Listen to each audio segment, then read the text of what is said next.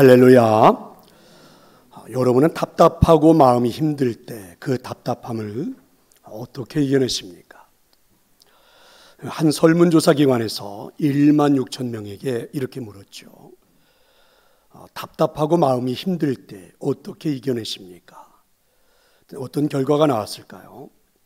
1위는 푹 늘어지게 집에서 쉰다, 27%입니다. 그리고 2위는 아무 생각 못하게 잠을 잔다, 24.8%입니다. 그리고 이제 뒤를 잇는 그런 내용들은 맛있는 것을 먹는다, 8.9%, 시원하게 펑펑 운다, 8.9%, 음악으로 기분을 푼다, 8.8% 이렇게 응답을 했다고 그러죠. 그러니까 살다가 우리 인생에 때때로 길이 막혀서 좀 답답하고 억울하고 그리고 힘들고 또 도망가고 싶을 때 사람들이 생각하는 방법들은 대부분 좀 쉬거나 자거나 또 맛있는 것을 먹거나 아니면 펑펑 우는 그런 일들이라고 그러죠. 그런데 그렇게 한다고 문제가 해결되던가요? 사실 그렇지는 않습니다. 그저 우울한 마음을 잠시 위로하거나 잊게 해주는 정도지요. 그렇다면 삶의 답답함을 해결할 더 좋은 방법은 없을까요? 성경이 우리에게 가르쳐주는 방법이 있습니다. 바로 간절한 기도로 하나님을 만나는 일입니다. 왜 그럴까요? 기도하면서 하나님을 만나면 하나님 안에서 문제 해결을 찾을 수 있기 때문이죠. 그리고 하나님께서 우리에게 지혜와 능력을 주셔서 우리로 하여금 해결할 수 있도록 그렇게 만들어 주시기 때문입니다. 오늘 우리가 읽은 본문은 답답한 상황 속에서 하나님을 만나 문제를 해결하는 솔로몬의 이야기입니다. 솔로몬은 어떻게 기도함으로 하나님을 만났을까요? 솔로몬의 기도와 삶의 이야기입니다. 솔로몬은 다윗이 우리아라는 신하에게서 빼앗은 여인 밧세바를 통해서 낳은 그런 아들이죠. 이러한 이유로 인해서 솔로몬은 태어나기 전부터 사람들의 손가락질을 받습니다. 그래서 이것을 알았던 다윗은 이 솔로몬이 태어나자 이제부터는 그의 삶이 좀 평안하기를 바라는 마음으로 솔로몬 이런 이름을 지어주었죠. 샬롬이라는 이름입니다. 그런데 솔로몬의 삶은 환경 자체는 절대로 평안할 수 있는 그런 환경이 아닙니다. 왜냐하면 다윗에게는 자녀들이 정말 많았습니다. 사무엘하 3장 2절부터 5절에 보니까 암논, 길르압, 압살롬, 아도니아, 스바데아, 이드리암 6명의 아들이죠.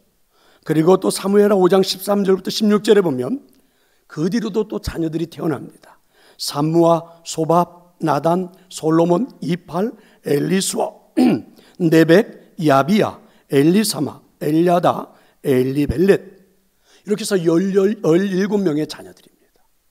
그 중에 솔로몬은 10번째 아들이죠. 솔로몬 위로는요 아주 쟁쟁한 그런 형들이 있습니다. 대부분 이 형들은 자기 왕권을 노리는 그런 사람들이죠. 그래서 숨도 제대로 쉬지 못한 채 솔로몬은 조용히 지내야만 했습니다. 솔로몬이 10번째 아들로서 만약에 형들에게 잘못 보이면 그 중에 형제 누군가가 왕이 되고 나면 아마 죽음을 면치 못할 겁니다.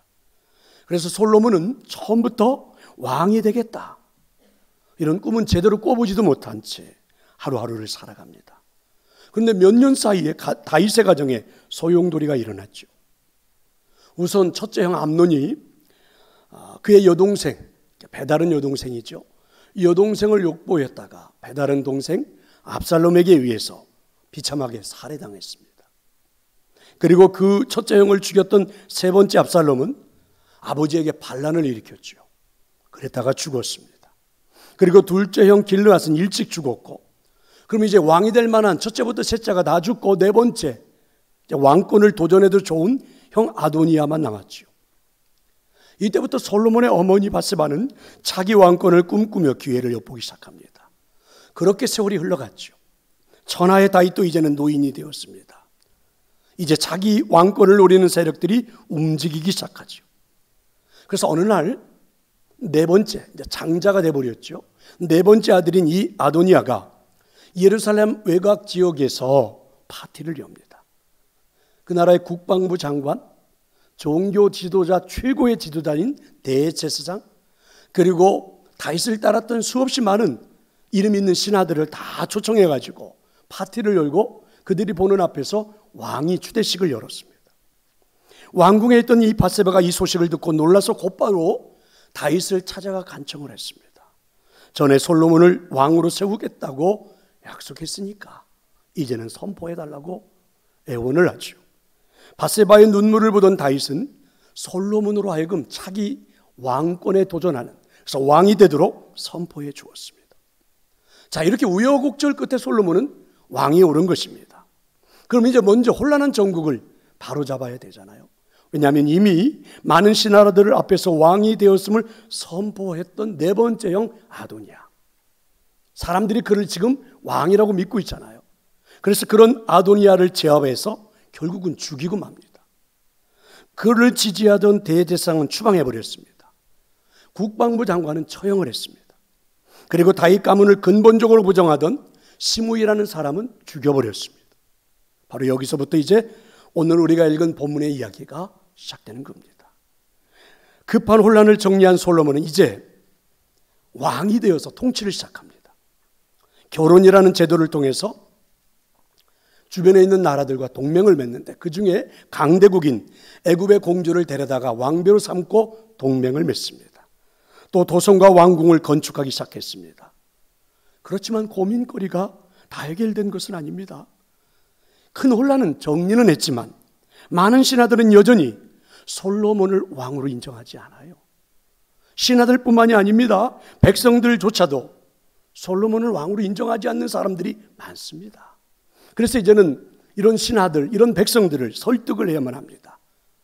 그래서 그 설득하는 방법이 정치를 잘해서 나라를 건강하게 세워서 그들을 설득하고 싶어 합니다. 그것만이 아니죠. 그동안 다윗의 권세에 눌려 있었던 주변의 나라들이 움직이기 시작합니다. 열강들이 전쟁을 시작하려고 그리고 움직이고 있는 모습들이 보여지기도 하죠. 정말 이제 솔로몬은 통치를 잘해야만 합니다. 그런데 뾰족한 수가 보이지를 않습니다. 어떻게 해야 할지를 잘 모르겠어요. 그래서 답답하고 막막한 것입니다. 성도 여러분, 만약에 우리가 이런 상황에 처해진다면 여러분은 어떻게 하시겠습니까? 오늘 솔로몬은 고민 끝에 이렇게 하죠. 오늘 4절의 말씀에 보니까 이에 왕이 제사하러 기브온으로 가니 거기는 산당이 큼이라. 솔로몬이 그 제단에 1,000번제를 드렸더라. 솔로몬은 그런 방법을 선택합니다. 예루살렘에서부터 9km 가까이 떨어진 기브온 산당으로 갔죠. 그리고는 모든 일을 다 내려놓고 이 산당에서 내려오지 않습니다. 며칠간 변제만 드리죠. 정확하게 며칠을 그곳에 있었는지는 잘 모르겠어요. 그러나 꽤나 긴 시간을 그 산당에서 머무른 것 같아요. 그런데 성도 여러분 한번 생각해 볼래요? 사실은 이건 잘 말이 되지가 않아요. 왜냐하면 대통령이 처음 일을 시작하려면 나라를 돌아보잖아요. 그리고 상황을 판단해야 되잖아요. 그리고 전문가들을 불러서 대책을 논의해야 되잖아요. 그런데 지금 솔로몬은 그런 나라를 돌보고 이런 일들을 하지 않고 전문가들을 부르지도 않아요. 오히려 도망치듯이 현장을 떠나서 기브온 산당으로 가버린 것입니다. 그리고 내려오지 않아요. 왜 그랬을까요? 오늘 성경이 말해주는 것처럼 기도하기 위해서입니다. 하나님의 도움을 구하기 위해서죠. 솔로몬의 이야기를 들으면서 여러분들은 어떤 생각이 드십니까? 막막한 상황들이 여러분에게 주어질 때 주로 했던 방법들은 무엇입니까? 문제 앞에서 우리가 사용했던 방법은 무엇일까요? 위기 앞에서 내가 생각해낼 수 있는 묘책은 무엇일까요? 혹시 여러분 기도가 뛰어난 방법이라고 생각해 보신 적은 있나요? 혹시 여러분 그 위기 앞에서 문제 앞에서 기도를 통해서 실제로 한번 사용해 보신 경험은 있습니까? 하나님은 우리를 자녀 삼으시면서 삶에 필요한 많은 것들을 제공해 주십니다. 그 중에 문제가 생길 때 우리에게 사용할 수 있도록 한 가지를 주셨죠. 위기가 나타났을 때 언제든지 사용할 수 있는 것을 주셨습니다. 그것도 하나님의 자녀된 누구에게나 다 주셨습니다. 이제 하나님을 믿는 자들에게는 이것이 특권이 된 것이 있죠. 여러분, 그게 무엇입니까? 그것은 바로 기도입니다. 기도가 무엇입니까? 하나님께 도움을 요청하는 신호이지요. 하나님은 언제나 들을 준비가 되어 있습니다. 우리가 기도라는 도구를 통해 주파수를 보내면 하나님은 언제나 우리에게 출동을 하십니다. 자, 여러분, 창세기에서부터 요한계시록까지 기도에 대한 내용을 하나님은 이렇게 우리에게 정리를 해주신 거예요. 한번 들어보실래요? 하나님은 저와 여러분을 보고 계십니다. 하나님 우리를 보고 계시니까 우리의 상황, 우리의 삶을 아시겠지요? 알고 계십니다. 그런데 하나님은 우리를 보고 아는 것을 가지고 움직이지는 않으십니다.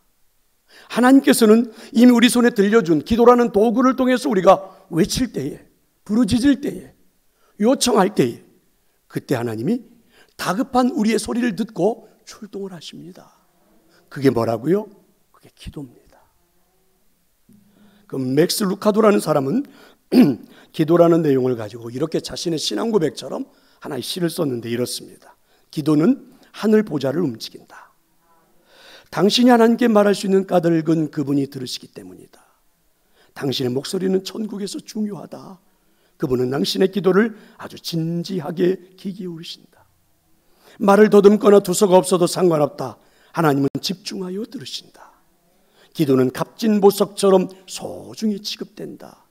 기도의 말은 정화되고 능력을 입어 우리 주님께 향기로운 냄새로 올라간다. 당신의 기도는 하나님의 보좌에 이를 것이다. 당신의 기도는 하나님을 움직여 세상을 변화시킨다. 하늘의 행동은 당신이 이 땅에서 기도할 때 시작된다. 어쩌면 그렇게 표현을 잘 해놓았는지 모르겠습니다. 그런데 우리는 이 기도를 거의 사용하지 않습니다. 왜 그럴까요? 여러 가지 이유가 있겠지만 가장 큰 이유는 이거 아닙니까? 믿어지지가 않아서. 그래서 잘 사용하지 않아요. 믿어지지 않아서 사실 우리는 기도를 잘 하지 않습니다. 그렇게 신앙생활을 하다 보니까 어느 순간 이 기도가 내가 할 수 있는 특권이라는 것조차도 믿을 수 없게 된 거죠.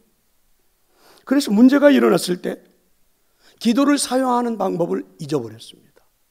위기가 내 앞에 펼쳐질 때에 하나님 앞에 주파수를 보내는 방법을 잊어버린 거죠. 아니, 기도의 방법보다는 어쩌면 나의 생각, 나의 행동이 더 뛰어나다는 가치관이 이제는 우리 마음속에 자리 잡았는지도 모르겠죠. 바로 이것이 기도를 잃어버린 증거입니다. 그런데 솔로몬은요, 이 불안한 시국 속에서 왕궁을 비워두고, 그것도 여러분 하루 이틀이 아닙니다.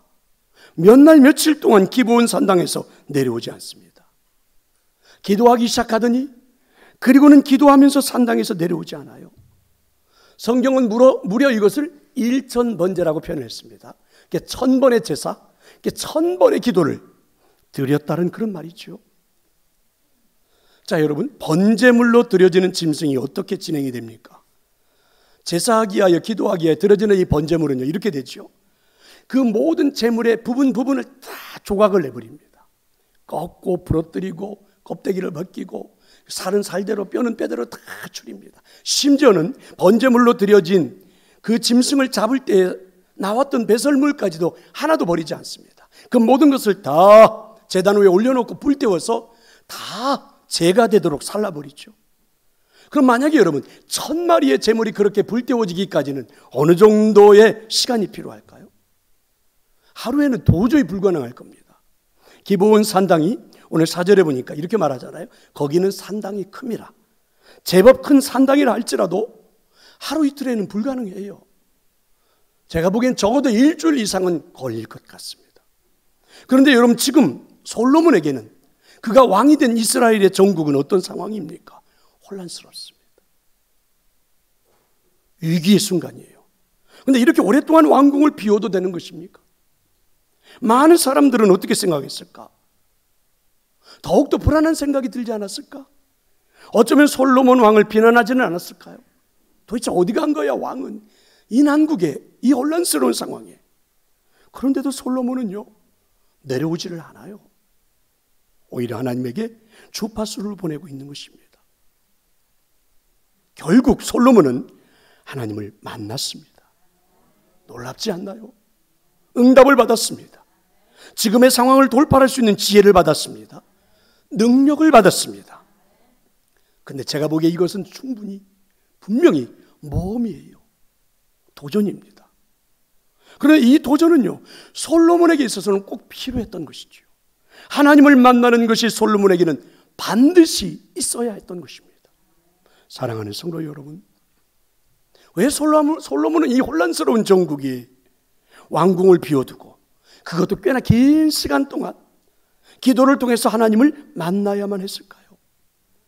솔로몬에게는 이 상황에 왜 이런 도전이 필요했던 것일까요? 솔로몬은 어머니의 도움으로 10번째 아들이 사실은 왕이 될 수도 없는데도 왕이 되었습니다. 아도니아 형이 4번째라면 그가 죽었다 할지라도 아직도 5명의 형들이 남아있잖아요. 그들이 존재하잖아요. 그런데 아도니아 형도 제압을 하고 그 5명의 모든 형들도 제압을 하고 이미 왕이라고 선포한 그 형은 완전히 죽여버리고, 그리고 아도니아 형을 따랐던 여러분 국방부 장관도 대제사장의 무리들도 다 추방시켜버리고 모두를 제압했습니다. 그리고 왕이 된 겁니다. 제가 생각할 때 이쯤 되면 여러분 그 나라를 통치할 수 있는 능력이 그에게 없다 이렇게 말할 수가 없죠. 이쯤 되면 나라를 통솔하는 방법을 모를 리가 없을 것 같아요. 이쯤 되면 백성들의 마음을 어떻게 사로잡는지도 모를 리가 없을 것 같아요. 탁월한 능력, 탁월한 힘이 이미 검증이 된 것 아닙니까? 그런데 솔로몬은 왜 기브온 산당에서 기도하면서 내려오지 않는 것입니까? 왜 그 산당에서 내려오지 않는 거예요? 이런 생각을 해볼 수 있지 않을까요? 자신은 10번째 아들로서 왕이 될 수도 없었는데 왕이 되었다. 그 혼란스러웠던 과정을 이끌어오다가 생각에 잠겼겠지요. 내가 왕이 되었다는 것은 왕이 되도록 하나님이 도우신 것이 아닐까. 물론 어머니 아버지가 자신을 믿고 왕으로 세워주고 선포해 준 건 사실이지만 하나님의 도우심이 아니었다면 이거 불가능한 것 아닌가. 왕권을 잡는데 물론 자신도 치열하게 싸웠습니다. 천신만고 끝에 왕이 되었죠. 여기에는 탁월한 능력도 있었습니다. 자신이 할 수 있는 능력을 총동원했습니다. 그렇지만 솔로몬은 아무리 생각해 보아도 하나님의 은혜예요. 하나님의 역사예요. 하나님의 도우심이에요. 그것 말고는 어떤 말로도 설명이 불가능해요. 뼈저리게 체험할 수 있었던 거죠.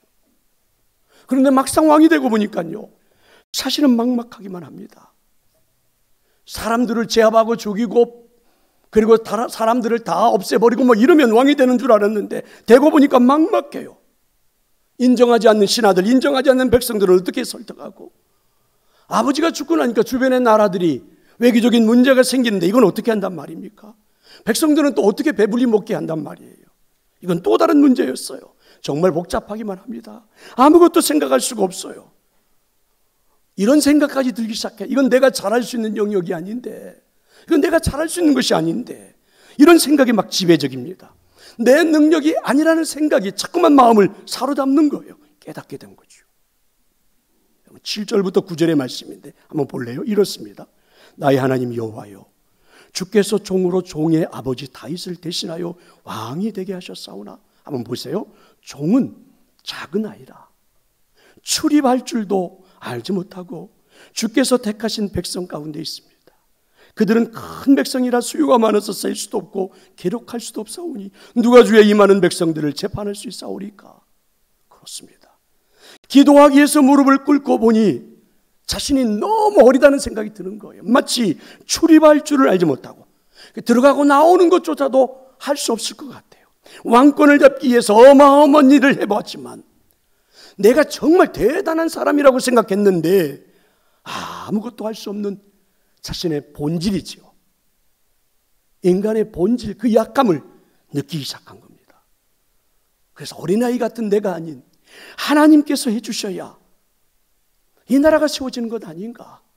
하나님의 역사가 나타나야 백성들의 마음도 사로잡고, 하나님의 역사가 나타나야 신하들의 마음도, 하나님의 역사가 나타나야 이 백성들을 배불리 먹게 하고, 하나님의 역사가 나타나야 이 나라가 이 주변의 열강들 세계 속에서 이겨나갈 수 있는 것 아닌가. 그래서 하나님을 찾았고 솔로몬은 매달리기 시작한 겁니다. 하나님의 응답이 나타날 때까지 산에서 내려가지 않는 거예요. 왕궁의 사적은 급박하게 돌아가지만 내려갈 수가 없었던 거예요. 하나님께서 만나 주실 때까지 기도하고 또 기도하고 그렇게 하다 보니까 여러분 1000번의 기도가 드려진 겁니다. 그런데 여러분 이때 기도하는 자에게 찾아오는 하나님의 특별한 은혜가 나타나기 시작했습니다. 그게 무엇입니까? 솔로몬에게 뜻밖의 일이 일어났지요. 전혀 예상하지 못했던 일이 나타난 겁니다. 그렇게 기도하고 또 기도하고 1000번의 기도를 드리고 있던 솔로몬에게 드디어 하나님이 나타나셨지요. 하나님의 임재를 체험한 겁니다. 10절의 말씀, 솔로몬이 이것을 구하며 그 말씀이 주의 마음에 든지라. 그렇습니다. 하나님이 응답해 주셨습니다. 하나님이 솔로몬을 만나 주셨습니다. 하나님이 솔로몬의 마음을 헤아려 주셨습니다. 그리고 하나님이 솔로몬에게 이렇게 말씀해 주셨지요. 자, 여러분 12절부터 13절의 말씀입니다. 우리 함께 한번 읽어볼까요? 내가 내 말대로 하여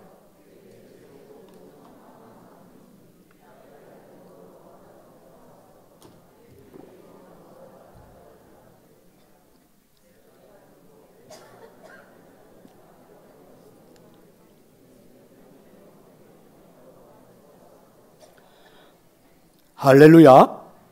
하나님이 나타나셔서 말씀해 주셨습니다. 지혜와 총명함을 주시겠다고 하십니다. 솔로몬이 고민하고 문제를 해결할 열쇠를 주신 겁니다. 능력을 주신 거죠. 나라를 굳건하게 세울 수 있는 역사가 이제 일어날 수 있습니다. 하나님 거기에다 덤으로 부강함도 영광도 주시겠다고 말씀하십니다. 신하들, 백성들의 마음을 사로잡지 못해 힘들었던 것 염려하지 말라고 하나님 말씀하십니다. 이렇게 하나님은 솔로몬이 갖고 있던 모든 문제에 대해서 응답해 주셨습니다. 사랑하는 성도 여러분, 하나님은 기도에 응답하시는 분이십니다. 우리가 보내주는 주파수를 맞추어 응답해 주시는 하나님이십니다. 우리를 보고 계시고 그리고 우리를 알고 계시던 하나님이 내가 부르짖는 그 기도에 역사하시는 분이십니다.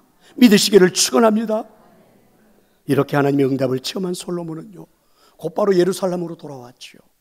그리고 돌아오자마자 결단하는 마음으로 다시 언약궤 옆에 가서 하나님 옆에 번제를 드리고 감사제를 드리고, 그리고 모든 제사가 끝난 뒤에는 신하들을 불러서 음식을 나누며 기쁨을 나눴습니다. 이때부터 솔로몬은 하나님이 주셨던 지혜와 총명함을 가지고 그리고 나라를, 문제를 해결해 가기 시작합니다. 그 대표적인 이야기가 오늘 우리가 읽었던 이 본문의 바로 뒷부분에 나오는 그러한 이야기죠.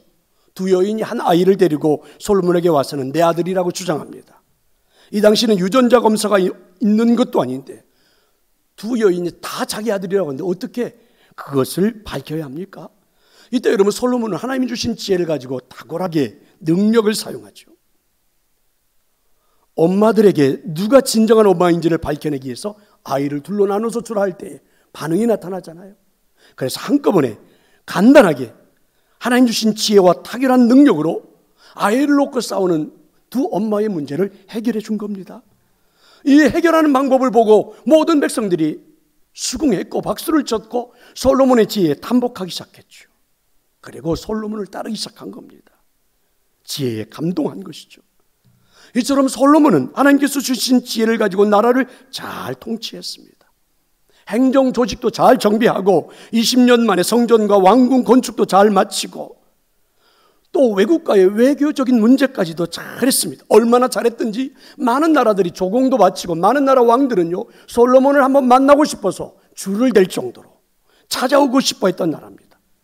자연스럽게 이스라엘은 열강들 속에서 경제강국이 되었고 솔로몬은 팔레스타인의 많은 왕들 중에서 아주 빛나는 왕이 됐습니다. 능력이 탁월해서 주변 열강들과도 전쟁하지 않고 평화를 누리는 강국이 된 것입니다. 여러분 놀랍지 않으세요? 솔로몬은 40년의 평화를 누리는 그렇게 해서 통치를 하게 된 것입니다. 사랑하는 성도 여러분, 우리가 살다 보면 참 막막하고 답답한 때를 만나죠. 그때 여러분들은 어떻게 기도하십니까? 기도하는 내용이 어떻습니까? 가끔은요, 어떤 분들은 이렇게 말씀하시는 분들이 있더라고요. 목사님, 제가 오죽하면 무릎을 꿇고 기도했겠습니까? 그런데 왜 하나님이 안 들어주십니까? 또 어떤 분들은 또 이렇게 말씀하시는 분들도 있더라고요. 목사님, 제가 생각하고 계획한 바가 다 있습니다. 500만 원만 있으면 이렇게 하고 저렇게 해서 문제가 해결돼요. 그래서 저는 기도했지요. 하나님 500만 원만 주시라고. 그런데 왜 하나님은 능력이 많으시다면서 왜 안 주시는 겁니까? 이렇게 말씀하시는 분들이 있더라고요. 물론 저는 그분들의 답답함, 다급하니까, 간절하니까 그런 기도가 나올 수 있겠구나, 충분히 이해가 되더라고요. 그런데 여러분, 가만히 생각해 보면 답답하고 막막한 상황 속에서 기도하고 있는 그분의 기도의 모습은 오히려 더 교만해진 모습이 아닙니까? 여러분, 하나님, 내가 오죽하면 무릎을 꿇고 기도하겠어요, 이렇게 말하는 거는요, 이 말 속에 들어보면 조금은 교만하다는 생각이 들지 않나요? 여러분, 하나님 우리에게 주파수 맞추라고 기도라는 무기를 주셨으면 무릎을 꿇고 기도하는 게 당연하지. 내가 오죽했으면 기도할 때 무릎까지 꿇었는데 안 주세요, 이렇게 하는 건 조금은, 그렇죠? 하나님 500만 원만 주시면 제가 문제를 해결한다고 했잖아요. 그럼 여러분, 본인이 다 하겠다는 이야기인데 생각하면 너무 교만하지 않나요? 그리고 또 한번 지나가는 말투처럼 그냥 한번 기도해놓고 들어주지 않는다고 막 두들대는 건 좀 이상한 것 아닙니까? 성도 여러분, 좀 답답하고 다급할수록 솔로몬의 기도를 기억해 볼 수 있기를 축원합니다. 내가 누군데? 내가 도대체 누군데? 이와 같은 마음으로 다 내려놓는 겸손함으로 기도해 보는 거지요. 내 소원, 내 계획대로가 아니라 다 내려놓고 하나님 도와주세요, 하나님 도와주세요. 사실 저는 오늘 솔로몬처럼 아이라 아무것도 할 수가 없을 것 같아요. 출입할 줄도 모를 것 같아요. 하나님 좀 도와주세요. 솔로몬처럼 겸손함으로 기도할 때 저는 여러분에게 길이 열리는 은혜가 있기를 축원합니다. 존 버년이 써놓은 철로 역정이라는 그런 책이 있잖아요. 여기에 보면 이런 이야기가 있습니다. 한번 들어볼래요? 여기에 주인공이 한 신앙인, 그리스도인입니다. 이 그리스도인이 어느 날 소망이라는 친구와 함께 천성을 향해 가다가 길을 잘못 들어가지고 험한 골짜기에 들어서게 됐습니다. 설상가상으로 심한 폭우까지 쏟아져서 사면초가가 되고 말았죠. 앞으로 갈 수도 없고 뒤로 갈 수도 없습니다. 날은 어두워지기 시작했습니다. 두 사람은 손을 잡고 웅크리며 날이 새기를 기다리며 잠이 들었습니다. 인기척이 있어서 눈을 떠보니까 절망이라는 거인이 앞에 딱 버티고 서 있는 겁니다. 너희들이 내 구역으로 침입을 했으니 가만 가두어 버리겠다. 두 사람을 지하의 감옥에 가두었습니다. 일주일 동안 매질을 당해서 초주검이 되었습니다. 절망이라는 이 거인은 독약에 든 잔을 마시고 죽으라고 내밉니다. 하지만 두 사람이 마시지 않겠다고 버티자 날이 새면 갈기갈기 찢어 죽이겠다고 협박을 합니다. 두 사람은 마지막 밤일지도 모른다는 생각에 밤을 새워 기도하기 시작했습니다. 새벽녘쯤 되었을까요? 이 그리스도인이 외치기 시작했습니다. 자유롭게 날아갈 수 있는데 왜 감옥에 있는가? 모든 감옥의 열쇠를 풀 수 있는 자물쇠가, 언약의 열쇠가 내 품 안에 들어있는데 이것을 몰랐구나. 고통이 너무 심해 열쇠를 가지고 있다는 사실을 잊었구나. 그래서 이 그리스도인은 언약의 열쇠를 꺼내서 자물쇠에 넣자마자 감옥의 문이 열렸습니다. 그리고 그리스도의 날이 새기 전에 친구 소망과 함께 절망의 성에서 도망칠 수가 있었습니다. 이게 철로 역정에 나오는 글이지요. 아마 작가 존 버년은 이 언약의 열쇠가 바로 우리에게 기도라는 것을 가르쳐주기 위해서 이런 글을 썼겠지요. 하나님 우리에게 주신 바로 모든 것을 다 열어젖힐 수 있는, 그렇지요, 그 기도의 열쇠. 하나님 우리에게 이걸 들려주신 것입니다. 성도 여러분, 이제 기도가 무엇인지 조금은 이해가 되십니까? 생각해보면 하나님 우리 손에 들려주신 뛰어난 무기인데, 그렇죠? 내 인생을 잘 살아갈 수 있도록 하나님이 주신 복인데 왜 우리는 이 기도를, 아니 이 기도의 가치를 하찮게 생각하는 것일까? 왜 믿지를 못하는 것일까? 왜 손에 들고 있으면서도 사용하지 않는 것일까? 그저 내 주머니 어딘가에 깊숙이 처박아 두고 거들떠보지도 않는 것일까? 여러분, 조금은 후회스럽지 않나요? 조금은 후회스럽지 않습니까? 바라기는 오늘 예배하는 여러분에게 도전하는 시간이 되었으면 좋겠습니다. 솔로몬처럼 그 급박한 상황이지만 모든 것 다 내려놓고 기도라는 열쇠를 들고 그리고 하나님을 향하여 외치냈던 도전하는 시간이 여러분에게 있기를 축원합니다. 기도의 시간을 좀 소중히 여겨볼 수 있기를 축원합니다. 꼭 한 번이라도 여러분 기도의 자리로 나와서 한번 엎드려 보고 무릎을 꿇어 보시고 그리고 하나님의 임재를 통해서 문제가 해결되는 역사 체험해 볼 수 있기를 축원합니다. 솔로몬의 기도를 응답해 주셨던 하나님, 천번의 무릎을 꿇고 기도하며 매달렸던 그의 기도에 역사하셨던 하나님, 오늘 그분이 저와 여러분에게도 찾아오셨고 그리고 우리에게도 손 내밀고 계십니다. 꼭 기도하는 역사가 여러분에게 일어나기를 축원합니다.